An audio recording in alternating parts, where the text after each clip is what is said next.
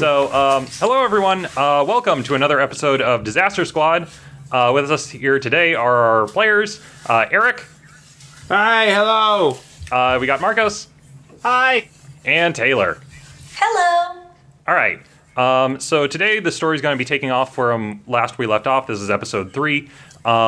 In the second session, they chased down the gangster known as Duquesne, who had stolen some medicine, and they chased him down. They got the medicine back, and they gave it back to the hospital and were able to fix some people.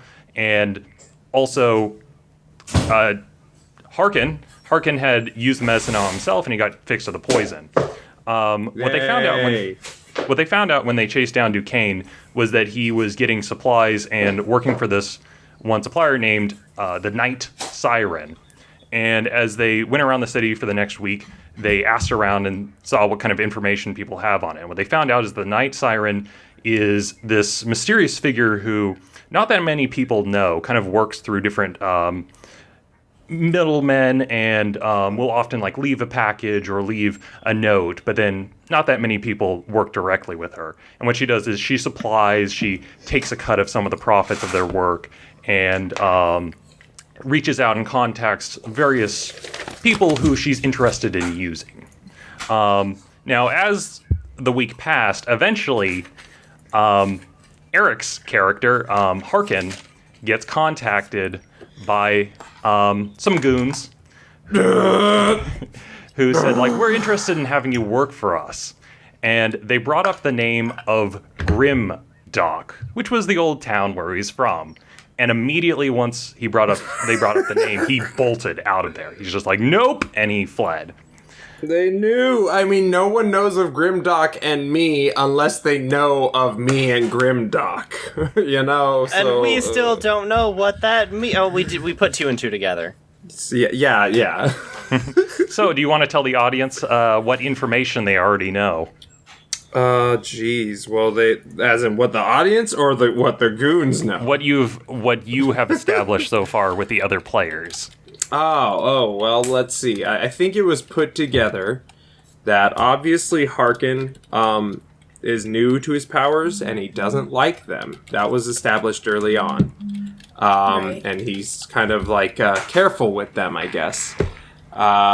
And through hanging out, through this whole thing, learned that they kind of put it together that something bad happened with Harkin and his new powers and his hometown of Grimdock.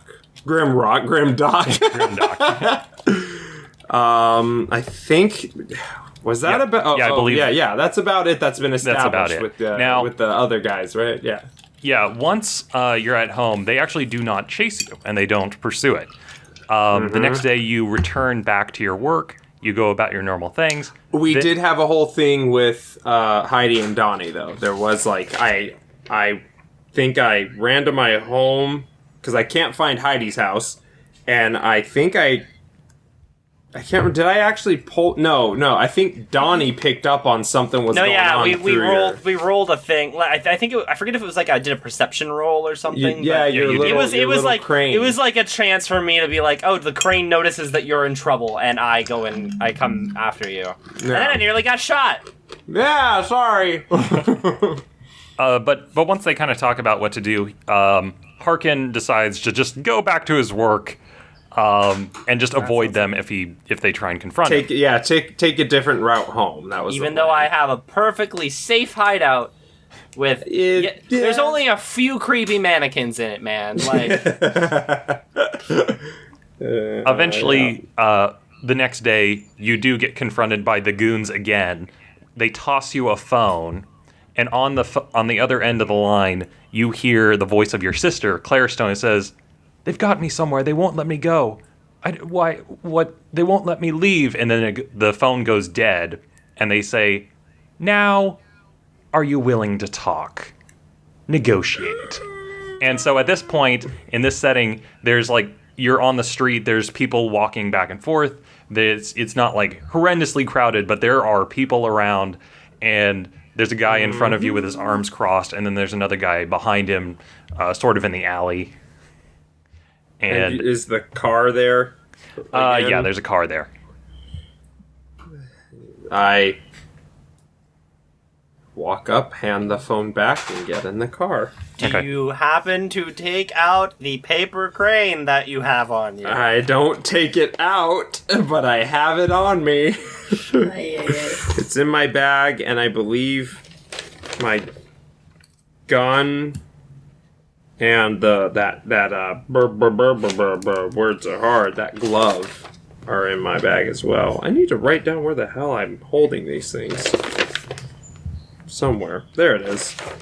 Gun or pistol and electro glove. Okay. So I pretty much have like a little backpack with my things, quote unquote. And the gun, the electro glove, the crane, and any like manual labor work supplies, like here's your change of clothes for your uniform, whatever, are in my bag. Yeah. All right. That's it. So you actually do get into the van. Yeah, I hand if the line abruptly cuts, and they're like, "You're willing to talk now?" Whatever. I hand the phone back. I'm very calmly handing it back, breathing. Remember to breathe, and I get in the car. All right. So the door closes, and the seats in this van are kind of facing each other, and the van starts driving, and sitting across from you. So you have two guys on either side. You're kind of squished between two guys. The goons. The goons, and then across from you is this van has tinted windows, and across from you is this guy who's sitting there. And he has this very large, heavy overcoat, and he says, "So this is the guy, Harkin Stone," and he pulls out a cigar and lights it, and This guy has like cybernetics like on one side of his face, and when he lights the cigar, like one of his hands is just massive, this massive bit of metal, almost kind of like a I forget what it's called, the Infinity Gauntlet. not an infinity gauntlet. It's a metal arm. It's some kind of like not prosthetic, I guess prosthetic limb. I forget the term, but he lights it. Luke Skywalker. And he's like, "Do you want a cigar? Do you want a drink? Maybe?" I'm fine, thank you. He's like, "Look, we'll get down to business. My supplier, the Night Siren, she's interested in your work. She thinks you might be able to help us out with a little problem. You see, there's some buildings that she's interested in destroying. And so she's interested in you using your capabilities, your powers. I don't know exactly the details. Apparently, you're like some demolitions guy or something. I don't care." And he slides over this like he kind of has this manila envelope, and inside is there's kind of a map, and there's like some X's on 3 of the buildings, and he kind of pushes it in and slides it over to you. And he says, "Here's the deal. We can give you some money." And he also has a briefcase, and there's some money in it. "We'll give you some money. We'll give you some buildings, apparently, to destroy. And within 3 days, if you do the work, you'll get your sister back. Okay? You'll get the money. All right? We're giving you a carrot or the stick here." And How he's did you smoking. find out about me? What was your question? No, you can keep going. Keep the conversation going. How did you find out about me? Well, I wasn't the one to be first. It was the Night Siren. I don't know. She's some kind of hoity-toity rich girl. Apparently she's got ears everywhere. Like, I don't even know how she found out about me. Well, I guess I do have a little bit of a reputation around. But she's got ears everywhere. Like, if there's anything that happens here in the Downs or in Sanctus, like, somehow, some way, she knows. Where's my sister? Is she safe?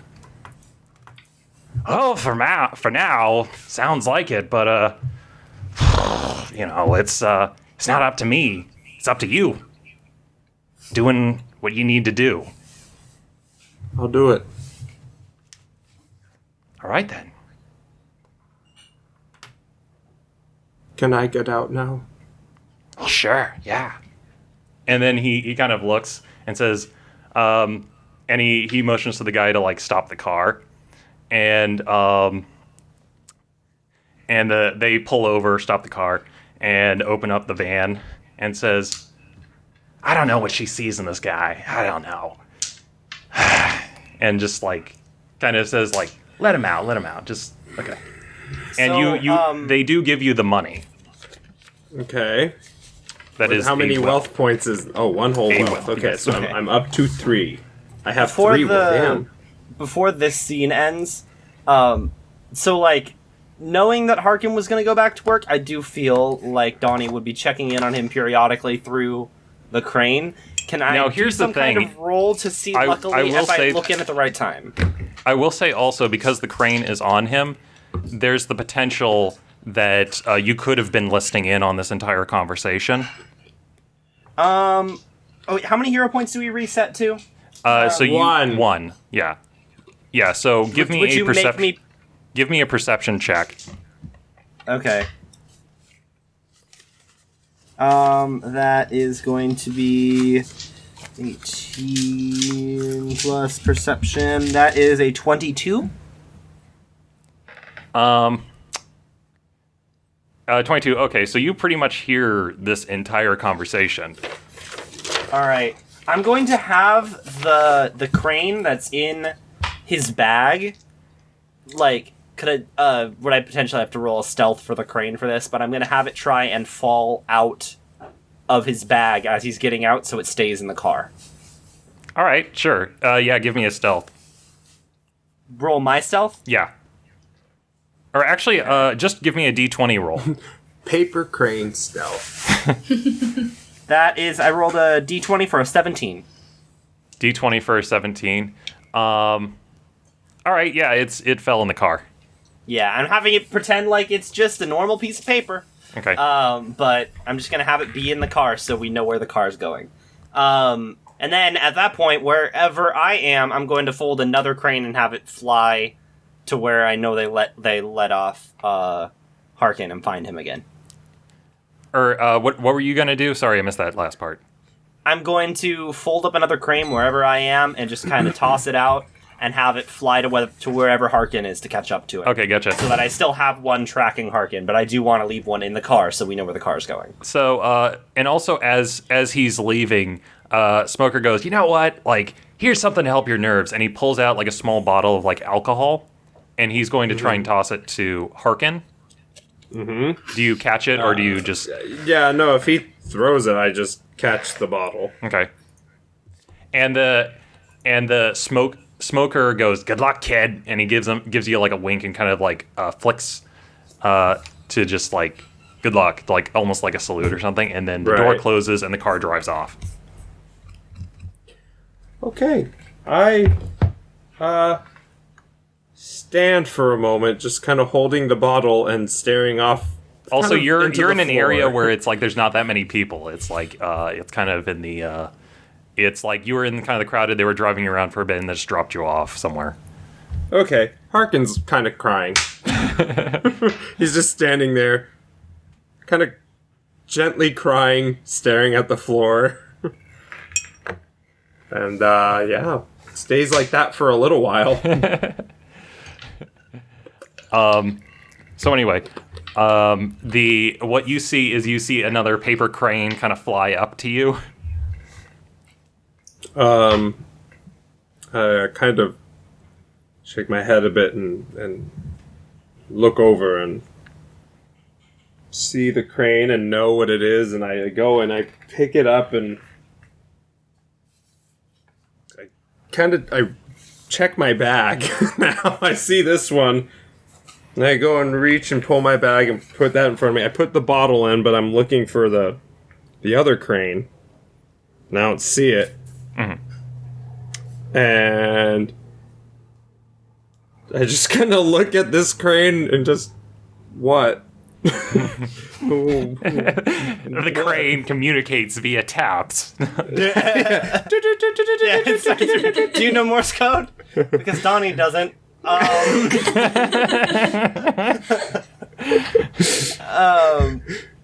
Nah, hopefully you put 2 and 2 together because it can't talk. Yeah, I just sit there and I put it in my bag as well. And I actually will just head home for now Okay. at this point. And because I got that envelope, I put that in my bag too. I don't even look at it yet. And I start heading home, kind of oblivious to the fact that one's missing. You just had this scenario. A new one has just showed up for who knows how long you've been standing here. He's just like, oh, I'm gonna go home now. And just starts walking home. Ben, around what time is it? I'm gonna say it's the afternoon, so it's probably about 6, 7 o'clock, something around there. Is the sun already down? The sun is not down yet, but it is almost. It's like an hour from setting. Okay. Just Yeah. So you go home. Yeah. Donovan. Okay. Yeah. I would also have the crane that I left another one with Thistle, right? Yeah, you had left one with Thistle. Yeah. Because I know she crushed the first one, and then I sent her another one. So I would have that one, like the first one did, kind of be like, try and get her attention. Flapping. Something is wrong. okay. Once again, you're talking. Heidi is talking with her mother or something, and then you feel peck inside of your pocket. Yeah, I probably wouldn't have it come out and be like visible, knowing what happened with the last one. Okay. In the middle of I'm sure, argument with my mother, I'd say, I don't want to talk about this anymore. I'm gonna go for a walk. Well, fine. Just walk away, just like you always do. You're just like your father. He had magic plant powers too. Probably. All right, so you go for a Fine. walk, and then as you leave, you pull out the crane, or the crane comes out, or something, or I'd pull out the crane. I would have it start flying towards Harkin, and then what would I be doing in this moment? Would I be like have free time as well, or would I yeah, just- you'd have free time, or Okay, or rich. if you did, Of you'd have course to you like have free leave, like, oh, rich some kind people of family joke, dinner? another dinner party again. How wonderful! The dinner parties make it so hard to be a superhero, like you don't understand. Most All criminal that- activity happens during dinner time. Yeah, so no, I'd head to my hideout. I'd get my cape on, and You're like, you always are just like, I'm just gonna go to the bathroom, and you're just in And there for like disappear. 3 hours. they just never notice. Da-da-da-da-da-da. Because they're rich people. They don't want to talk about that kind of stuff. So I have just to all- poop. Oh God! Don't tell us. Just go. So no, yeah, I'm running to my hideout. I'm getting my cloak on. I should probably give the cloak a name since it's alive. But You should. Cloaky. Cloaky, there you go. yes, totally. That's a Cloaky name. the cloak. Cloaky Then we the have cloak. fire extinguishee. Then we have box Fire- carrier. Yep. Carries the boxes. I hope that yeah, Donnie so no, I'm- never has a real kid if those are the names. All right. They're not Child. the names. Donnie's more creative. Anyway, he's running out and flying. And he's heading towards Harkin as well. Okay, so you're flying the direction. So Harkin is at home crying when Heidi. I'm not crying. I did that already. Thank you. I'm Moping. crying. You're crying. Moping is better. So you're moping at home when Donnie and Heidi arrive. And I this time I come to the door as I'm assuming they're like announcing their presence. No, you come out with the gun again. This time we actually die. Yes. I come up to the door and I open it. and just kind of... Is everything okay? His sister's been kidnapped. Oh. Come in. Just come in. And I bring him in, close the door, kind of go and sit in my moping chair. And You have a regular chair and then a moping chair, one which is Yeah. designed Yeah, for you to curl up. Yeah. Heidi actually- made... No, he bought the moping chair with yeah, I his paid for that one.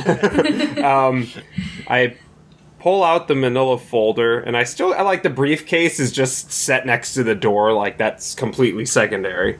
I pull out the manila folder, and I kind of look at Donnie with like a... like, really wish you didn't listen. Look, if you will. I don't know how you want to imagine. Kind of disappointed, but fuck it. Yeah. And I I'm open not them. letting them just take advantage of you. I open the folder, pull out this map, just kind of lay it out, and point, and just... I need to destroy those buildings. Would I know what those buildings are? Yeah, you can give me some kind of like intelligence, like a navigation, or just a straight intelligence roll. Whoop. I did... Whoop. Whoop, whoop, Falling whoop, everywhere. whoop. Yeah. Is that cocked? I'm gonna say that's cocked. It was a low number. It's definitely cocked. Yeah, no. It's only cocked if it's a low number. Natural 20, it was not Oh, cocked. you just said intelligence, right? Yeah. But that's a 14. So 14. Well, I mean, the thing is that it's pretty low. Like I was looking for like a crit fail or something because it's like you've flown around this area quite a bit. So it's like you can tell like this is the police headquarters. This one's like a hospital, and then this is like the Rangers headquarters, like the people who patrol against aberrations. So, yeah. No, good. Only the 3 most important buildings in any city. Yeah, I would explain that, and I would be like, they're trying to use you as a scapegoat. I'm sorry. I'm really out of the loop. What the hell's going on? Some people, Night Siren, they have my sister. I thought she was dead. What? And now they're going to hurt her if I don't do what they want. And I'm sorry, but I'm not going to lose my sister again. You're not. I understand. I'm going to close my eyes and focus on the crane that I left in the car. All right, so you focus on the crane, and what had happened is that the crane was like laying there on the ground, and it was kind of like rumble, rumble, rumble, rumble. The car's moving, and then it goes dark for a bit, and then there's some lights, and then before what you had seen or heard was the door of the van open up. Everyone exits the van and then closes, and so when you come to, you're in a darkened van, the crane. So I'm going to have it just fly up and try and see where exactly it is. Okay. Like, the surroundings. All right, so the crane is, so you get up, and it looks like you're in, I forget what it is. It's like a moth at a window. It's going like... Dum, dum, dum, dum, You're in a garage of some kind. There are other vans and some other vehicles around, and once again, it's fairly dark. There's like a little security light up overhead. And yeah, that's what you see. So wow. the car they took you in is in some kind of garage somewhere. Is there a window for the car open? All right, you are going to give me a chance roll. Probably not. But Would I pay a hero point before or after I roll? you can pay a hero point now to just have a window open. I'm going to pay a hero point. The window is open. All right, so your little thing Ben's flies. all like, yeah. So your little Wasted thing heat. flies out, and you see there's It's fine. You got 3 of them. I don't need any. I do. there's a stairwell. There's kind of the garage entrance, the metal thing that goes up and down, and you can hear that there's talking coming from the stairwell. I'm gonna have it fly over kind of towards the stairwell and sit on the ground at the bottom, like close enough to listen, but I don't want it to be actively moving or looking like it is actually alive. Okay, so you fly over to the stairwell and lay down, and roll me perception. His or the crane? Oh, sorry. I rolled an 18. gonna Do you have want me to him add roll yours? His perception. My perception? Yeah. I rolled, that's an 18 plus that. That's a 22 again. Okay. 22. So what you hear is there's the cacophony of voices, like the din. There's a large space and there's a lot of people just talking with each other. Ha ha ha! And it's like, you must have cheated with those cards. And they are talking and just kind of mundane chatter. And then you hear Smoker's voice as well among the chatter. Okay, so I just hear that he's there. Yeah. I'm gonna have the crane try and look for a way out. See if I can get just out of the building so I can get a surrounding view. Trying to think. Yeah, what I'll say is that probably the garage, like the metal sheets that kind of come down there, they go down, but it's not all the way. You know how sometimes with the garage there's quite a fairly large gap between those? So there's some light coming from there. The crane slips underneath the crack, and you fly out. And what you see is that it's this old industrial warehouse, and below are these several metal sheets for like trucks to kind of come in and out, and it's 3 stories tall, and this is in one of the districts kind of near the forest, and it's like part of it is like caved in on the ceiling, and you know the general area. They're in a warehouse out by the forest. Yeah. I say this out loud. Oh. While Donnie was doing all that, Heidi would be talking to Harkin and being like, "We're gonna find her. If anything ever happened to Basil, I know that I would drop everything and we're gonna find her. Don't worry." And like try and be like very comforting and. Okay, gotcha. So, do you guys question. want to do some kind of roll to see how her calming words have on you, Eric? Or are you still going to be worried? Sure. I mean, at this point, he's very much like not so much the hysteric as much as so you're like he's already starting to kind of come to. So it's I mean probably more determined than he's kind of zoned out. Like, okay, this is the thing I'm going to do. I'm going to go destroy these buildings. Like in that mindset of like I have to do this. I don't have a choice. This is a thing I have to do, even though I don't want to. Like she crit fails the check, and it's like, oh, I don't know of anything. What I would do if Basil got taken. Thankfully, he's not, because your sister, she could be getting killed like right now. We don't right know. As a matter of fact, she's probably dead. She's probably dead. Probably hopeless. They're probably gonna murder her regardless. Really, when you think about it. You don't even know that like that wasn't a recording.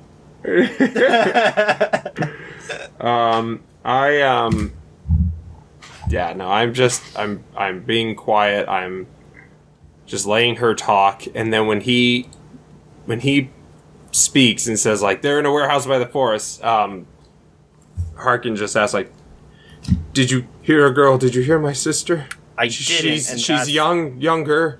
That's what I'm going to mention. The woman that we're dealing with doesn't sound like she deals mostly with proxies, from what I'm getting from this whole situation. So even though we know where the guys who talk to her are, we don't necessarily know if that's where she is or where your sister is. But they're we gonna could go hurt in. her. It's a lead that we could go in after, but I'm not actually sure if you should come. Right. Because if they know that you picked up on the lead, they could take action. So I'm not actually positive you should come with us if we were going to go check this out. And Harkin, they're not gonna hurt her. You said you'd do what they asked. They'll hurt her if I don't. I understand. What if they hurt her just because you guys showed up? Again, they don't know who we are. Oh. The awkward. Well, Let's say that's Marcos saying well. It's not Donnie saying well. But Marcos is like, actually, we did kind of all come together. I can't. I'm not gonna lose her again. I can't. I lost everyone. You're not. I lost You're not. It's okay. everyone. It'll be okay. I gotta do this. I understand. Let us try and find a way to make it so that we don't have to destroy these buildings. And you have my word, if worse comes to worse, I will help you. He just sits quietly. She kind of looks over at Donnie like, we really, really need to help him. We do. I'm gonna have the crane fly back into the warehouse and try and get a better listen in on the conversation. Now that I know where it is, I'm not entirely worried about the crane being compromised because I don't think many people know that that's one of the things that I do. So I was just thinking, like, this crane has a death wish. He went back. My poor crane didn't, and it got one anyway. So what I'll say is that you could so there's on the second floor there's several windows that are boarded up. You might fly through some of the boards and then try and go to that upper floor where you heard a lot of people. that sounds good. Okay, so that's what you do. You whoop the crane flies up there, and just give me, or I'm gonna have it do a stealth roll. Stealth roll. My stealth or crane stealth? Actually, we'll use your stealth. Alright, that is a 20. Okay. So the crane flies up, goes into some of the rafters, and just kind of hangs there looking down.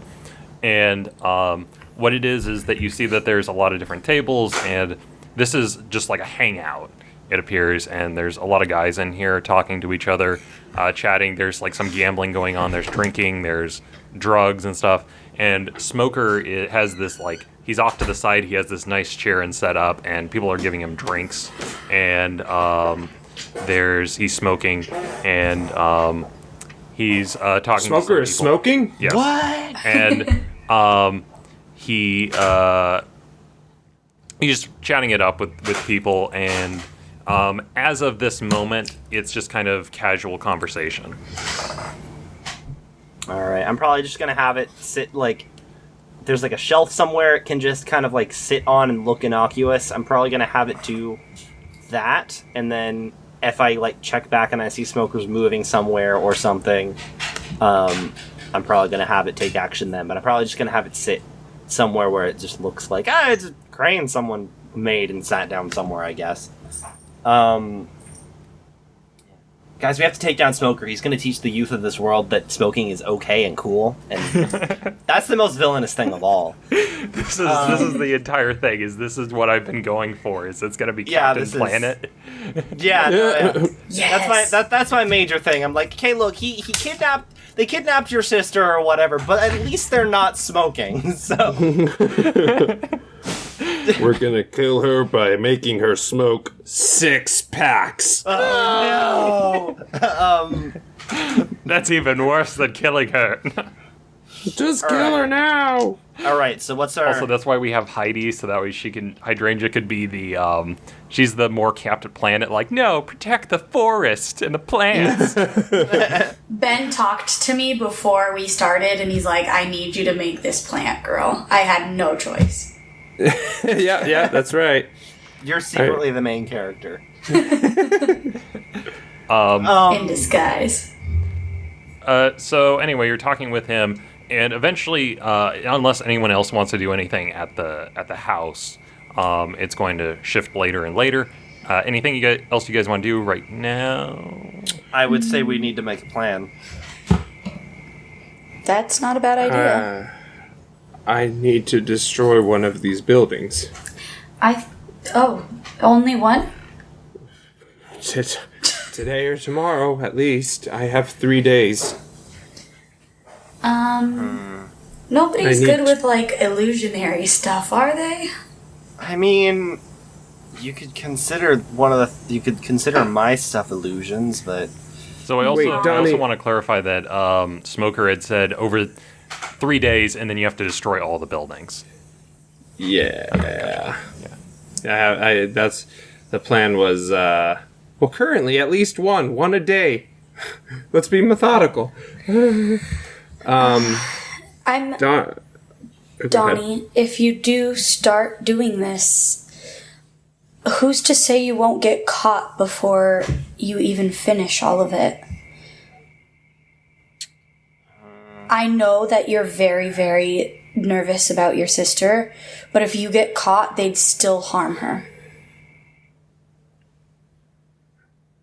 I have to try. I'm not. It's a I'm not. setup. To try. Like I said, let's brainstorm and think of something better. And At least if as we, far as the And- police goes, or any of these buildings really, what if we found some way to draw everyone in them out? If it does come to destroying them, what if we could draw everyone inside the buildings out and then got rid of them? And what if we did it in such a way that it didn't look like it was Donnie that did it? My name's. Not Harkin. Donnie Harkin. You're Donnie. Heidi just said Donnie, and I'm getting my wires crossed. Shut up.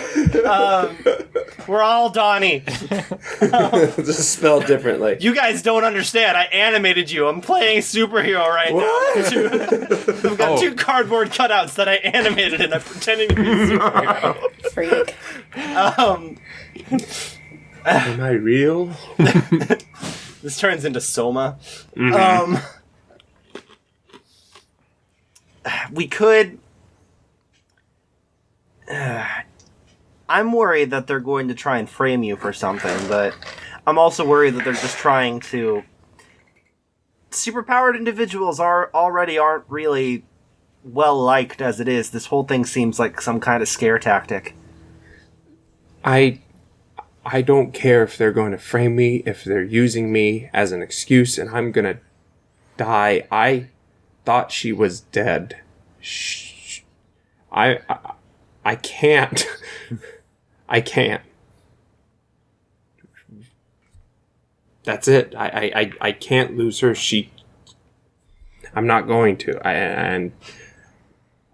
If I have to, I'm going to destroy these buildings. We can't. And he just tries to calm down. Here's the thing. So things around in the building are like shaking a little bit, and he starts breathing. that smoker guy said that he didn't know what she saw in you. So he doesn't know what your powers are. If we went in to storm his hideout and you were in disguise like us, there's no necessary way he would know it's you. As long as you don't use your powers, or don't use them to an extent that they would be recognizable. Do you really think they're that dumb that the night of, the day after, they give some guy that their boss told them to an ultimatum, they get attacked? You don't think they'll put that together? What if we went in looking like we had a different motive? These guys are crime lords. They probably have a lot of stolen expensive shit in their hideout. What if we went in to steal something and we took something from them so it didn't look like we were there just to trash their hideout? We went in, we got reconnaissance, but we leave with something that makes it look like we were there to rob them, not to investigate.